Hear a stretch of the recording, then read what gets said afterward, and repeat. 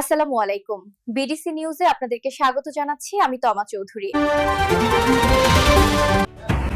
ডাকসু নির্বাচনের ভোট গ্রহণের পর চলছে গণনা। কারচুপি অনিয়মের পাল্টাপাল্টি অভিযোগ প্রার্থীদের।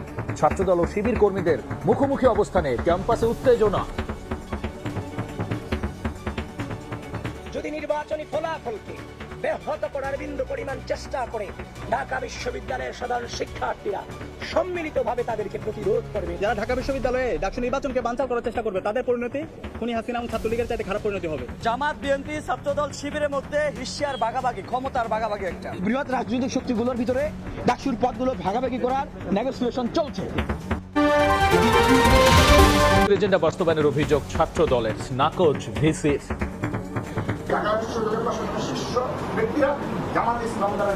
জামাতের সাথে বা যে কোনো রকম রাজনৈতিক দলের সাথে আমার কোনো সম্পর্ক নেই। সংসদীয় আসন পুনর্বিন্যাসের প্রতিবাদ। ফরিদপুরে রাস্তা আজকে বিক্ষোভ। দিনভর ঢাকা খুলনা বরিশাল মহাসড়কে যান চলাচল বন্ধ। ব্রাহ্মণবাড়িয়াতেও কর্মসূচি পালন। প্রতিমন্ত্রীদের জন্য 7টি গাড়ি কেনার প্রস্তাব বাতিল। নির্বাচন দায়িত্ব পালনে কর্মকর্তাদের জন্য কেনা হবে 300 গাড়ি, জানালেন অর্থ উপদেষ্টা। এদিকে ডাকসু নির্বাচনে ভোট গ্রহণের পর চলছে গণনা। ভোট পড়েছে 80% বেশি। কারচুপির পাল্টাপাল্টি অভিযোগ করেছেন প্রার্থীরা। আর জামাতের এজেন্ডা বাস্তবায়নের অভিযোগ করেছেন ছাত্রদল সভাপতি। আর তা নাকচ করে দিয়ে উপাচার্য বলেছেন, কারো পক্ষপাত করার প্রশ্নই আসে না।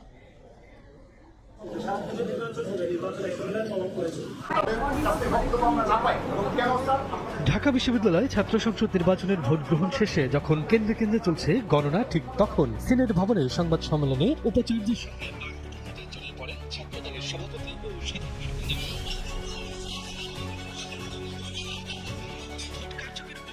ছাত্রদলের সভাপতি ও সাধারণ সম্পাদক বলেন, জামাতের এজেন্ডা বাস্তবায়ন করছে। ইলেকশনে কোনো ইন্টারভিউ হলে ছাত্রদল মানবে না বলেও হুঁশিয়ারি দেন তারা।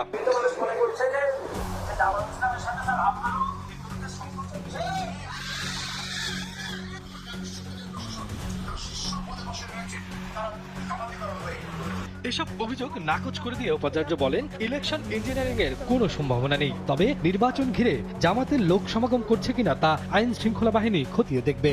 জামাতের সাথে বা যে কোনো রকম রাজনৈতিক দলের সাথে আমার কোনো সম্পর্ক নেই। পরিষ্কারভাবে বলে দিচ্ছি, আবু সাদিককে আমি ব্যক্তিগতভাবে তার দলীয় পরিচয় কিছুই জানতাম না, জানা কোনো প্রয়োজনও মনে করি। এদিকে মধুর ক্যান্টিনে সংবাদ সম্মেলনে ছাত্রদল সমর্থিত ভিপি প্রার্থী আবিদুল ইসলাম খান ভোট কারচুপির অভিযোগ করেন। ভোট ম্যানিপুলেট করার চেষ্টা করা হলে প্রতিরোধ করার ঘোষণা দেন তিনি। ভোট গণনার ম্যানিপুলেটের মধ্য দিয়ে যদি নির্বাচনী ফলাফলকে ব্যাহত করার বিন্দু পরিমাণ চেষ্টা করে ঢাকা বিশ্ববিদ্যালয়ের সাধারণ শিক্ষার্থীরা সম্মিলিতভাবে তাদেরকে প্রতিরোধ করবে। অন্যদিকে ছাত্র শিবির সমর্থিত প্যানেল সংবাদ সম্মেলন করে জানায়, যারা ডাকসু বানচাল ও ক্যাম্পাসে পরিস্থিতি অস্থিতিশীল করবে তাদের পরিণতি শেখ হাসিনা ও নিষিদ্ধ ছাত্রলীগের মতোই হবে।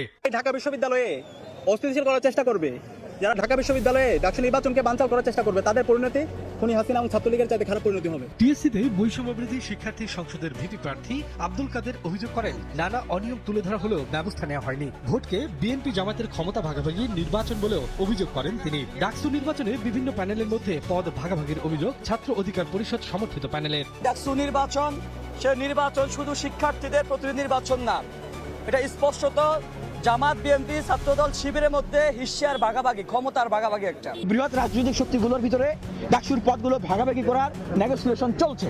এদিকে টিএসসি কেন্দ্রে প্রবেশ করতে ব্যর্থ হয়ে ভোট কারচুপির অভিযোগ এনে বিক্ষোভ মিছিল করে ছাত্রদল সমর্থিত প্যানেল। ডাকসু নির্বাচনকে ঘিরে ঢাকা বিশ্ববিদ্যালয় ক্যাম্পাসে তৈরি হয় উৎসব মুখর পরিবেশ। সকাল থেকেই দীর্ঘ লাইনে দাঁড়িয়ে হাসি মুখে ভোটাধিকার প্রয়োগ করেন শিক্ষার্থীরা। ছোটখাটো সংখ্যা ভর করলেও তা কাটিয়ে নেতৃত্ব বেছে নিয়েছেন বিশ্ববিদ্যালয়ের প্রায় 40,000 ভোটার। সব সংখ্যা কাটিয়ে ভোট গ্রহণ হয়ে গেল বহু প্রতীক্ষিত ঢাকা বিশ্ববিদ্যালয় কেন্দ্রীয় ছাত্র সংসদ নির্বাচনে। মঙ্গলবার সকাল 8টা থেকে 810টি বুথে ভোট উৎসবে সামিল হন শিক্ষার্থীরা। প্রার্থী, সাধারণ শিক্ষার্থী সবার উচ্ছ্বাস ছিল চোখে পড়ার মতো। যেহেতু আমার আগে থেকেই চুজ করা আছে যে আমি কাকে ভোট দেব, আমি টাইমের অনেক আগেই শেষ করতে পেরেছি ভোটটা। ভোটিং পদ্ধতি খুব ভালো ছিল, সহজ ছিল। আমরা তো প্রথমে ভেবেছিলাম যে কিভাবে কি করব, আমরা পারবো কিনা। বিশ্ববিদ্যালয় ছাত্র সংসদ নির্বাচন হলেও কারো কারো জীবনের প্রথম ভোট এই গণতান্ত্রিক আবহ জুগিয়েছে বাড়তি উৎসাহ। সব দিক দিয়ে বিবেচনাগুলো খুব ভালোভাবে গেছে, এতটা ভালোভাবে যাবে আশা করি না। যেহেতু এনআইডি কার্ড হয় নাই আর কোনো ভোটও দেই না, এটাই ফার্স্ট ভোট, এই কারণে আমি খুবই আনন্দিত। মুখর পরিবেশে ভোট দিয়ে আসলাম এবং প্রথমবার তার গণতান্ত্রিক অধিকার চর্চা করতে পেরে খুবই আমি আনন্দিত। অনেকেই বলছেন গণতান্ত্রিক এই চর্চা তাদের মধ্যে আত্মবিশ্বাস ও দায়িত্ববোধ গড়ে তুলেছে। দীর্ঘ 6 বছরের জল্পনা কল্পনার অবসান ঘটিয়ে আজ শেষ হয়ে গেল দেশের দ্বিতীয় সংসদ খ্যাত ডাকসু নির্বাচনের ভোট গ্রহণ। দীর্ঘ 13 দিন নানা প্রচারণা চালিয়ে ভোটারদের মন জয়ের চেষ্টা করে গেছেন প্রার্থীরা, সেই সঙ্গে নিজেদের পছন্দের প্রার্থীকে খুঁজে নিয়েছেন ভোটাররাও। এখন শুধুই অপেক্ষা ব্যালট বাক্সের ফলাফলের। নির্বাচনী সংবাদ সংগ্রহের সময় হঠাৎ অসুস্থ হয়ে সাংবাদিক তরিকুল ইসলাম শিবলির মৃত্যু হয়েছে। তিনি চ্যানেল এস এর সাংবাদিক ছিলেন। সহকর্মীরা জানান, সকাল থেকে নির্বাচনের খবর লাইভ করছিলেন তিনি। দুপুরে কার্জনের সামনে খবর সংগ্রহ করে হঠাৎ অসুস্থ হয়ে পড়েন তরিকুল। সঙ্গে সঙ্গে তাকে উদ্ধার করে ঢাকা মেডিকেল কলেজ হাসপাতালে নিলে চিকিৎসক মৃত ঘোষণা করেন। স্বজনরা জানান, তার বাড়ি কুমিল্লার মরিচক উপজেলায়, পরিবার নিয়ে থাকতেন গাজীপুরের টঙ্গীতে। সম্প্রীতির ঐক্য প্যানেলের ভিপি প্রার্থী অমর্ত্য রায় হাইকোর্টে প্রার্থীতা ফিরে পেলেও চেম্বার আদালতে তা স্থগিত হয়। এদিকে আজ শেষ হচ্ছে রাজশাহী বিশ্ববিদ্যালয় কেন্দ্রীয় ছাত্র সংসদ, হল সংসদ ও সিনেট ছাত্র প্রতিনিধি নির্বাচনের মনোনয়নপত্র যাচাই বাছাই। শিক্ষার্থীদের দাঁড়িয়ে দাঁড়িয়ে প্রার্থীরা নানা প্রতিশ্রুতির ফুলঝুরিতে চলছে ভোটারদের মন জয়ের চেষ্টা। শেষ দিনের মতো প্রচারণা চালালেন ডাকসু নির্বাচনের প্রার্থীরা। জাতীয়তাবাদী ছাত্রদল, বাংলাদেশ গণতান্ত্রিক ছাত্র সংসদ সহ বিভিন্ন প্যানেলের প্রার্থী ও তাদের সমর্থকরা ভাগ হয়ে ক্যাম্পাসের বিভিন্ন এলাকায় প্রচারণা চালান। কিছু অসঙ্গতি থাকা সত্ত্বেও নির্বাচনটা হচ্ছে, এই নির্বাচনটা যে হচ্ছে এটাই আমাদের আশার দিক। আপনারা সবাই ভোট কেন্দ্রে আসুন এবং যিনি যাকে যোগ্য মনে করেন তাকে অবশ্যই আপনারা ভোট প্রদান করে থাকুন। স্টুডেন্ট হিসেবে বিশ্ববিদ্যালয় থেকে আমার যে জিনিসপত্র পাওয়ার কথা সেগুলো যেন আমরা পাই, এরকম একটা প্রার্থী আমরা চাচ্ছি। 11 সেপ্টেম্বর ভোট গ্রহণ। দৃষ্টি প্রতিবন্ধী ভোটারদের জন্য বেল পদ্ধতিতে ব্যালট পেপার ছাপানোর দাবি জানিয়ে 13 দফা ইশতেহার ঘোষণা করেছে বামদলীয় প্যানেল সংসপ্ত। ডাকসুতে আমাদের দৃষ্টি প্রতিবন্ধীদের সরাসরি যে অংশগ্রহণ, সেই অংশগ্রহণ তারা নিশ্চিত করার বিষয়ে কোনো রকম আগ্রহ প্রকাশ করছেন না। এদিকে মঙ্গলবার সকাল 9:30 থেকে বিকেল 5টা পর্যন্ত বিশ্ববিদ্যালয়ের চিকিৎসা কেন্দ্রে চলে প্রার্থীদের ডোপ টেস্টের নমুনা সংগ্রহ। এ নিয়ে মিশ্র প্রতিক্রিয়া প্রার্থীদের। অন্যদিকে ভিপি পদে সম্প্রীতির ঐক্য প্যানেলের অমর্ত্য রায়ের প্রার্থীতা হাইকোর্টে ফেরত পেলেও স্থগিত হয় চেম্বার আদালতে।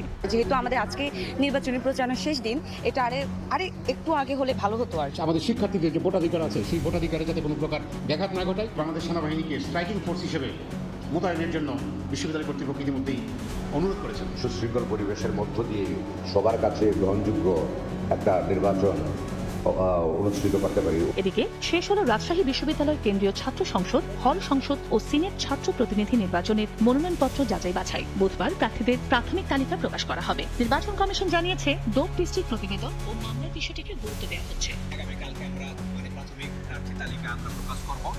পরের দিন যদি কারো প্রার্থীতা যদি বাতিল হয়, তাদেরকে আমরা তাদের এটা আপিল করার আমরা একটা সুযোগ রেখেছি। 14 তারিখ চূড়ান্ত প্রার্থী তালিকা আমরা ঘোষণা করব। রাষ্ট্র নির্বাচনের ভোট গ্রহণ হবে 25 সেপ্টেম্বর। 114 জন যাত্রী নিয়ে ঢাকায় ফেরত এসেছে বিমান বাংলাদেশ এয়ারলাইন্সের একটি ফ্লাইট। বিকেল 4টার দিকে ফ্লাইটটি ঢাকায় অবতরণ করে।